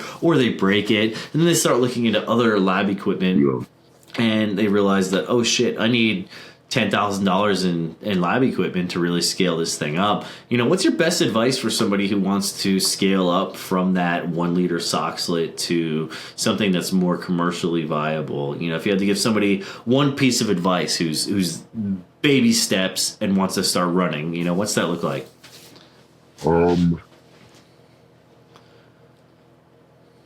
Make small but smart upgrades continuously. That's probably the biggest piece of advice I could give. There's a ton of things you can make work off the bat. You don't need to buy the most expensive thing for that thing to work. So let's take Rotovap, for example. My first Rotovap was a 1 liter. This is a 5 liter. But I wasn't always running my 1 liter Rotovap as a 5 liter. Like, when I first started, I broke down the cost. I was like, oh, okay, Rotovap is this much. For a 1 liter, but it's this much for a 5 liter. But if I buy the 1 liter and buy a 5 liter flask that fits on it, I could probably make it work, and it's a couple $100 cheaper than the 5 liter. So I went with that, did that, it worked fine. There's a bunch of things you can jerry rig in the lab to work until they don't have to be jerry rigged anymore, and then finally you're like, all right, I'll upgrade that piece of equipment finally. So it's just making conscious upgrades. Like, moving to stainless, expect to spend at least $1,000 just to start. That's even with running. Bro, and stainless is crazy. Like I had a buddy reach out to me and be like, "Yo, I want a 1 liter stainless unit," and I built it out, and I'm like, "Bro, that's more than my 3-gallon unit. Like just for the 1 liter stainless." Like, it's crazy because when you start getting into stainless, you're looking at like cannabis processing equipment, essentially, which is then we're repurposing for other uses. And that's my only supposition that I can have is really that we're with the 1 liter unit, we're looking for a part that's made for a smaller audience because nobody manufacturing cannabis is making a 1 liter unit. They're not doing that. There's just no commercial enterprise in the world that wants to do that. So it's a smaller market, which demands higher prices, and it's crazy. Now, what's the most expensive part of the whole operation, would you say? I already know the answer is going to be what I think it is, but like from, distilling tincture in the sock slit to the Rotovap to the vacuum oven, I know what it is already, but what's your take? It's the sock slit, but not excluding the sock slit, it's probably that pump right there. But, the sock slit, I think when I first built it, spent like $1,200 in stainless parts, and then I put it together, and then you have to go back and order more parts that you're missing, and I think all in it was probably like $1,500. And then,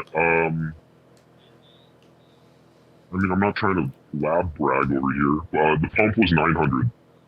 This thing is a workhorse. I will never use a different diaphragm pump for the Rotovap ever again. It pulls it down nice and low. I can distill all my alcohol off at so I'm using methanol, so it has a lower boiling point than ethanol. But I'm evaporating methanol at like 33 degrees Celsius over here, and that's typically where I keep it to keep my color nice.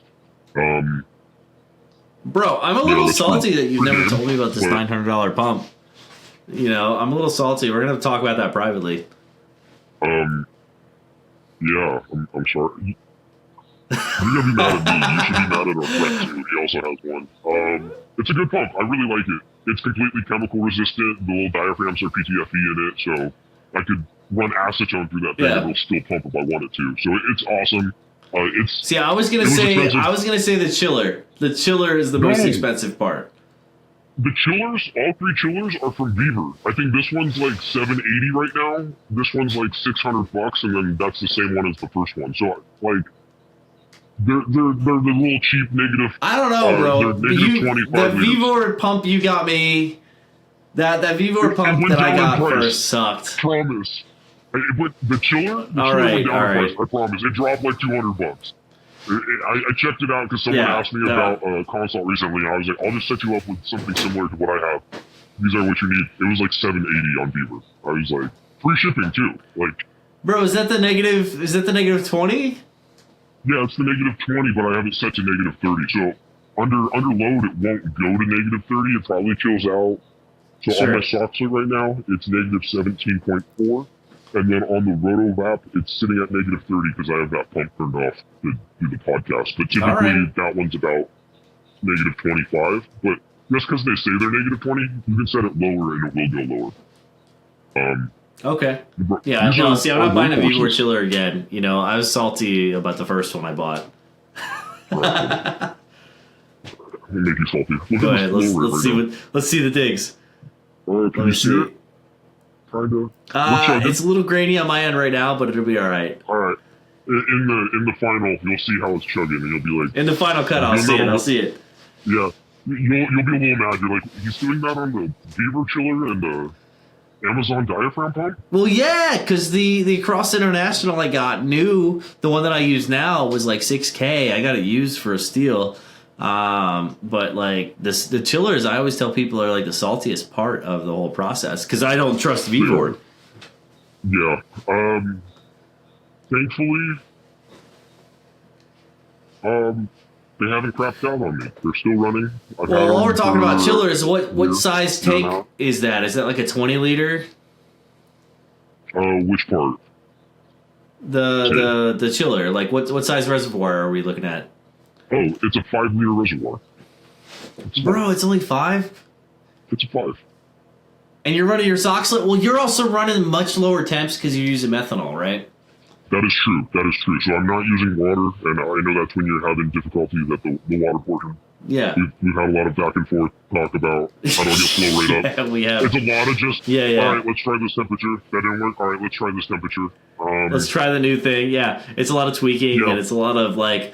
Well, it's just like goes hand in hand with mushroom farming, though, right? Like it's always something new. Like and so like what you said initially at the beginning of the podcast was, that you've studied a bunch of different things and you weren't really sure where you were going to go, but that all led to where you're at now. And being a good mushroom grower, in my opinion, is being able to adapt on the fly, try new things, learn new things on the fly because shit's going to go wrong, and you're going to be addressing different problems at different stages. Even when you think you got shit figured out, it's always something, and you've got to be both hard-headed enough and on your feet enough to be able to navigate through those hurdles. And I mean, you've done it with extraction and you've done it with growing, to where like I'm sure the struggles where you've got to be a plumber, you've got to be the HVAC guy, you've got to be the lab tech, like you got to wear all these hats to be a successful mushroom cultivator and extractor. And so like I think that's what gives you the unique ability to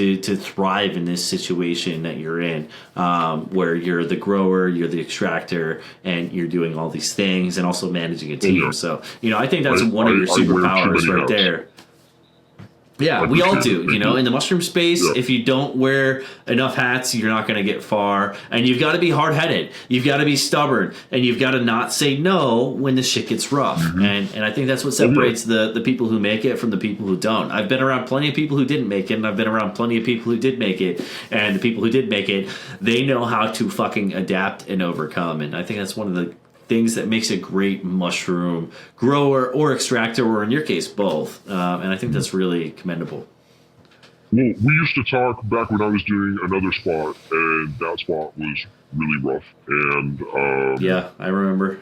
It was a reality check, and contam rates were through the roof, and it wasn't anything necessarily wrong I was doing or any of my team was doing. It was purely how the site was set up and how clean of an environment we could actually work in. And, knowing that you're doing the work by the book and it's still contaminating out is really disheartening. And, yeah, I mean, I had no other option but to push through it. I feel like some other people probably would have just gave up, walk away.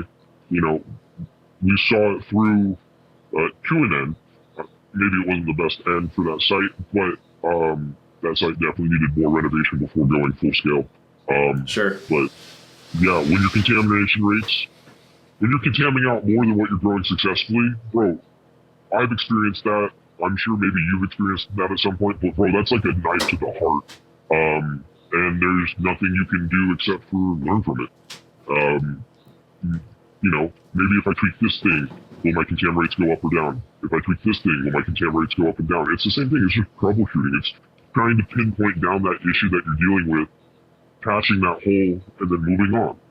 Well, and the worst part about it is you have to do a thing, especially with growing, you have to do a thing, change a variable, and then wait 1-2 weeks and see if the variable has any change. And if you change too many variables, like I've done in the past, you change too many variables, then you don't know which one fixed it or which one made it worse. And it's like, what the fuck? So the thing that I've learned the most is if you're going to approach a problem, you're going to change one variable, you're going to suck it up, you're going to suck the fuck up and wait. And okay, I changed the thing, it didn't have an effect on the problem I'm having, let's revert and let's change another thing. And like that's the biggest struggle, I think, is you know, mycology teaches a lot of patience, but you don't have patience when you have these pressures, these financial pressures on you to succeed and make the right choice. And sometimes, like you said, but you're following the book, everything's going wrong. But what I've learned the most is that the book's a really helpful guideline, but the book in real life don't translate very well at all. You know, it's the real life is definitely a lot different than what the book says. And sure, in a controlled laboratory setting, the book is right. That makes sense. But when you're in real life and you're to scale and you're growing 5,000 pounds a month and things are going a little different than what the book suggests, like you can't look at the book any longer. You just have to trust your gut and your intuition and make intelligent, guided choices to achieve the outcome that you want. But and you know, you said it didn't end the best. You know, what was the biggest hang up for you in that situation? I know we've talked about it, but like, you know, since we're having that discussion, let's bring it out in the open and see what the issue was. Partners not pulling weight, or partners thinking they need to do one thing, but really funds should have been allocated to do a different thing. Sure. It's just getting... I don't want to talk too bad on these. Like, I have nothing bad to say about the partners at all. I just feel don't like talk shit on your partners. No, I wasn't gonna, like, anyways. I just feel like, that site wasn't built out correctly, and that was the main issue. Funds dried up really early on that project, for there to be adequate build out. They did temporary stuff that was, we'll fix it after the first few flushes. But the problem is, the site wasn't clean enough to grow in the first place. So those first few flushes, you know, they weren't anything to write home about. Barely paid the bills, yeah. Didn't pay the bills, like that type of stuff. So, no, I'm being genuine. And it was a slog for me, both the partners, my entire team that worked with me. But, you know, we made it through. We're in an okay situation now. And yeah, we're just gonna keep pushing. That's all you can do in mushrooms when you're having issues. Yeah. I was gonna say, I don't even know what I was gonna say, but yeah, no, that's the name of the game. You've got to keep pushing. You're either gonna make just keep pushing. Or, that's it. Yeah, you're gonna make it or you quit. You're either gonna make it or someone else is gonna fill in your spot, and that's it, and that's the end of the story. And especially when you're dealing with the gray market. I guess we can call it the gray market. It's not necessarily the black market anymore. It's the gray market. But especially when you're there, you know, somebody else is going to hop in and be like, I can do the thing. And they're going to be like, okay, here, we'll throw money at you too. But it's really interesting to have been part of your journey. You know, I've got a particular inside look at the work that you've done that nobody else will be able to get, which I can appreciate because I can live vicariously through you. And, you know, my experience in the large scale agaricus industry really does translate well to large scale cubensis, but they don't always have the same resources. And so, you know, in my head, I'd love to see fully automated stainless rooms with robots and lasers harvesting the mushrooms. You know, that would be cool. They're doing that in Holland with button mushrooms.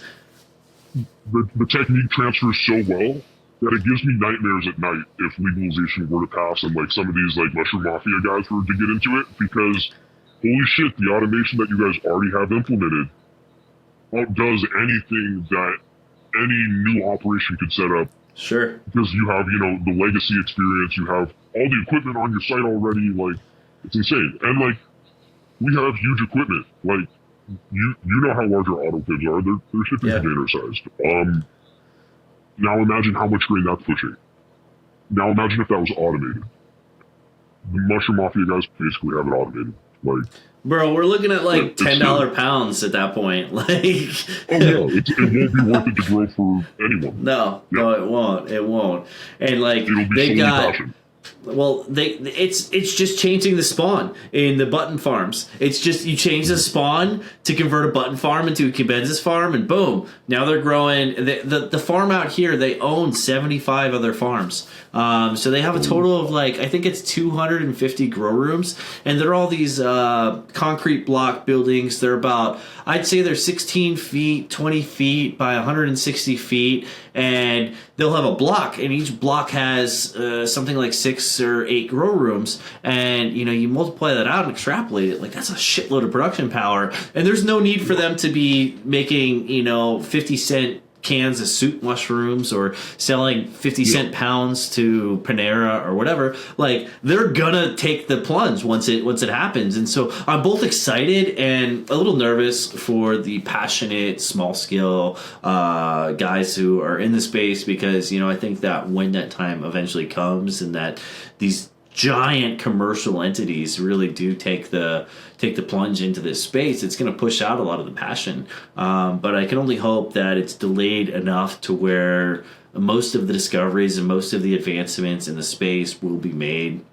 And most of these people who are doing the legwork in the field will be recognized and acknowledged as an expert. And so, I don't think it'll hurt the people who are the most passionate and the most well-known, but I think it'll hurt a lot of the smaller, passionate guys who aren't well-known, who don't come out and publicize what they're doing. I know I've never posted a picture of anything I've grown in my life because I'm just terrified of, let me post my felonies real quick on the internet. Like I don't like.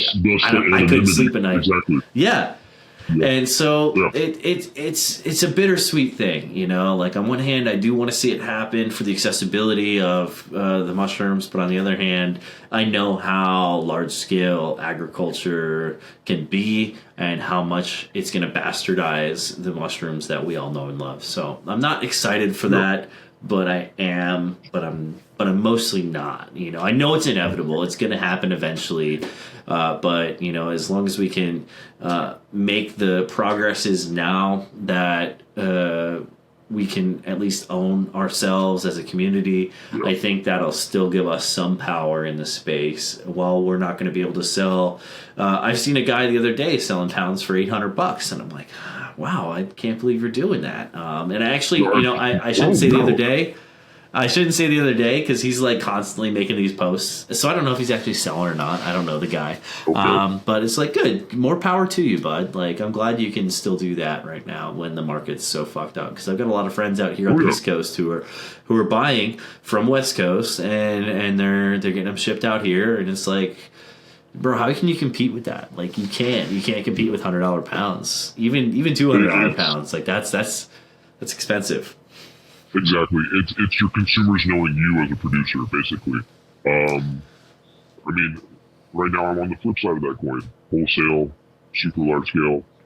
I mean, my plan down the line, go more boutique with it, do a small amount for large fruit, maybe have like a little cool brand where I do like a comically large mushroom in like a fancy glass jar type head stash deal. Like, you know what I mean? Like something super boutique, something niche. And I think that's where I'm at, and that's where I'm gonna be. But like, okay, I want to go back for a second. Sure. I forget the point that we were making, but what I wanted to add was a lot of these smaller scale guys, they definitely have passion for the mushroom and they have passion for cultivation, but then once you see them start to scale, they start to realize they don't like farming. And ultimately, this is all it is. We're farming, We're farmers. Yep. It's definitely a blue-collar gig. Like, 16, 18-hour days are not unheard of. I try to be nice to my team. Like, I'm like Monday through Friday, sometimes a Saturday. But,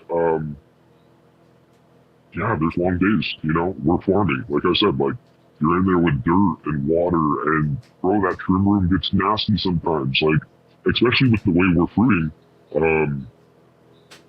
we basically have a room designed as a giant Martha tent, right? Racks, people place them in, load up all your bags of fruit onto the racks, and then after they get fully colonized, we cut them open completely. I know some people do in-bag fruiting, but I don't. I just have them for the bricks of mushroom. But, you know, you fruit that whole room like a Martha, and then, you know, on your last week of trim, that room has been wet and humid for like a month, 5 weeks at this point now. Shit gets nasty, yeah. Bro, yeah. I mean, that can kind of be negated a little bit with there's no way around it. design. There's no way around it. I mean, yeah, you could, the most you can do is do those atomized air nozzles. Have you seen those? The dry I thought I showed you about those, yeah. You told me about the heart system. I knew about another system beforehand, but dialing in on that heart system helps. But yeah, no, I mean, bro, it gets swampy, it gets gross, it gets sludgy, slimy, like, especially on the floor. Like, we did it proper, we have floor drains, we squeegee, we do all that, but still, like, your trimmers aren't you can only do so much. People. Yeah, I mean, you're probably going to be neat in your grow room.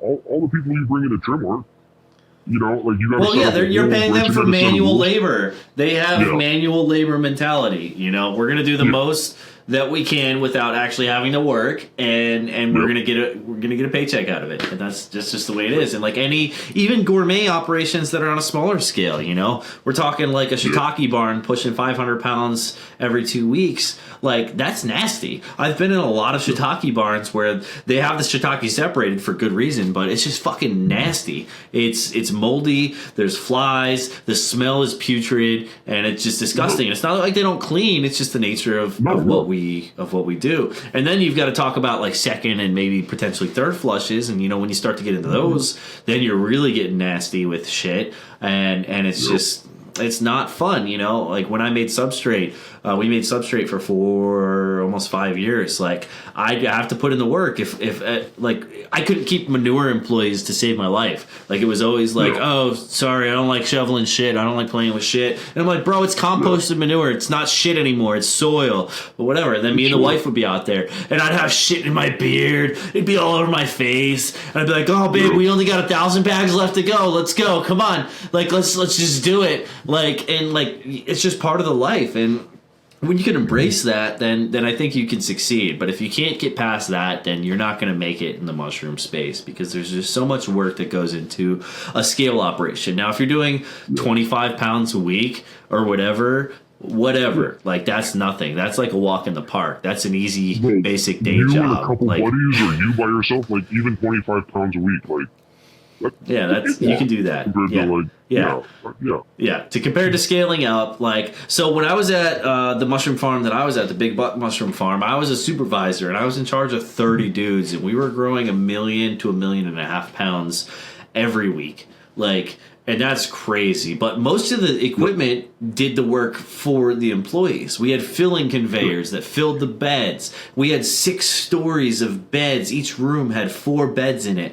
And like, they had these Kevlar nets that would pull the substrate from the back of a truck and put it in. And the guys would just have to stand on top of it and tamp it down. And let me tell you, watching like a team of 30 dudes with dirty ass boots stomp on compost that's been inoculated, that's been filled into beds, and they're just stomping on the shit, tamping the stuff with tampers, and then you like sit there and a week later nothing's green, and you're like, wait a minute, what the fuck? Like, it's kind of cool, because that was my first, like, I was self-taught from the shroomery, and then I went to that job and was like, I gotta burn this bitch down because it's all gonna turn green, and then it didn't. And then I realized like how we can produce selective substrates that only allow the mycelium, the target mycelium, to grow instead of competitors. And then I also learned about the spawn ratios to substrate ratios, and how if you use enough spawn, nothing else will grow. You outcompete other organisms, and like that was a really cool moment for me. And my career as a mushroom grower was just seeing how they were dumping this spawn.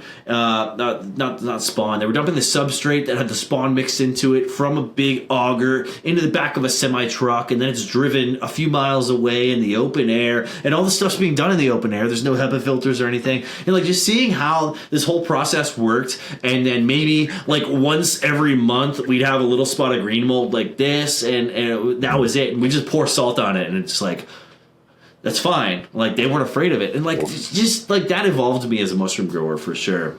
But also gave me a lot of respect for the amount of work that goes into growing mushrooms to scale. And, like, if they didn't have all that equipment, we'd need a team of, like, 250, 300 guys easily to be able to do that work. But, you know, you talk about automation and scaling and the enterprise of mushroom growing, you know, that's really what it looks like. And that's the next level for mushrooms. I always said if I was going to be Myco, Montana, and I was going to go hog wild on the cubes, I'd go buy a barn somewhere and just fill it and steam it in between each run and steam it until the barn falls apart. Because that's like really the only way you can get around that whole thing is you know, by steam pasteurizing the rooms and cleaning things meticulously. But in the real world, you can't do that. Just like we were talking about before, you know, the real world versus the book, it's a whole different story. And you've seen it, you know, from the smaller scale to the larger scale and the problems therein. But bro, it's been so great chatting with you about extraction and scale growing. Is there anything else before we head out? Is there anything else you want to leave with? Don't stop growing mushrooms. I'm going to say something cliche. Don't stop growing mushrooms. I don't know. But, I mean, gosh. I don't know. I don't even know who I want to talk to. Do I want to talk to the people growing? Do I want to talk to the people that like eating mushrooms? Like, I don't know. Right now, market's kind of... Talk to the growers, talk to the extractors, and leave it at that. To the growers, don't stop growing. Like, I know market's like, don't stop growing. Bro, if you have a passion for it, keep it up. Like, honestly. Like, yes. You'll see your way through it, I promise. The extractors, maybe it sounds cocky, but I want to see your best work. Like, bro, I was gonna say, hit me up, let's go. Hit me up. I want to see some impressive extracts. Like, exactly. Hit me up. Show me what you got. I don't see enough extracts out there. Occasionally, I'll, you know, come over some extract on a forum or Instagram feed, and like, you know, I think that's pretty cool. Like, I want to see more. There has to be more extractors out there than I think there is. Maybe there's not. Who knows? Yeah. Well, there's got to be a lot of low-key extractors who don't want to post what they're talking about. But is that sort of like an open invite for them to hit you up and see what's up? Yeah. I mean, like I said, I'm always open to bouncing collaborative ideas off of other people. I might not be the most open with tech unless you're sharing yours. Maybe I'll share mine. Pause. Right, show me yours and I'll show you mine. But, yeah, that's how I feel about it. I would love more people to collaborate with. I think my extract's pretty good. Would I like to get it better? Heck yeah. Wouldn't everyone else? Heck sure. Yeah, absolutely. Yeah. Exactly. Well, that's great, man. I really appreciate you coming on. I appreciate you taking a little bit of a risk and putting yourself out there and sharing with people not only your stories of extraction, but your growing experience and just your personal life a little bit. So with that said, man, I got to thank you for coming on the podcast. I'm going to put your links to Instagram in the description so people can reach out to you.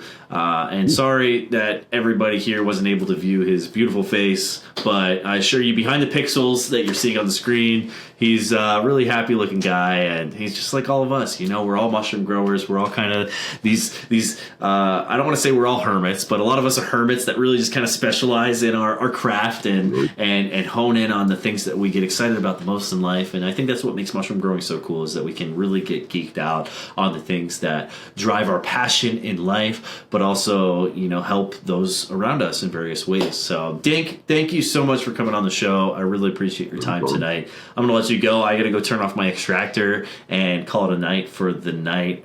So yeah, I'll catch you next time. I'm sure we'll be in touch within the next few minutes after I get off of here. I'm going to ask you something about extraction, I'm sure. And so with that, Have a great night, everybody. Thanks for tuning into the Myco Mentor podcast. And this has been our special guest, Dinklb3rg. All right, Dink. Thanks, man. Yeah, anytime. Bro, one last thing. Where did you get the name Dinklb3rg from? Where did it come from? Why do you use it? And why is that your online personality? Ooh. Okay. Yeah. So, it's like a combination. There's two parts. So there's a cartoon from my childhood called Fairly Odd Parents. Fairly Odd Parents, yep. Yeah, Dinklb3rg was the neighbor, and for some reason, Timmy's dad, the main character's dad, hated the neighbor, even though he was just chilling, doing his own thing, having fun. He was just like a normal dude. And yeah, he had haters, but he was just chilling, doing his own thing, didn't really care. So it was kind of that, and then it was kind of part Heisenberg too, which I know that sounds nerdy and weird, but like whatever, man. I was super into Breaking Bad at one point, and I kid you not, I definitely had a Breaking Bad style lab where we were in a basement of a prominent building in a prominent city underneath some very legitimate businesses, and I kid you not, it was like when Walter walks over his new lab in the laundromat. Like we walk out, there's another story down, and we have that whole space, and it was insane. So it kind of came full circle at the end of everything, but really just a mix of Fairly Odd Parents and Heisenberg and... Hell yeah, man. I love it. Thanks for sharing. Yep. Anytime.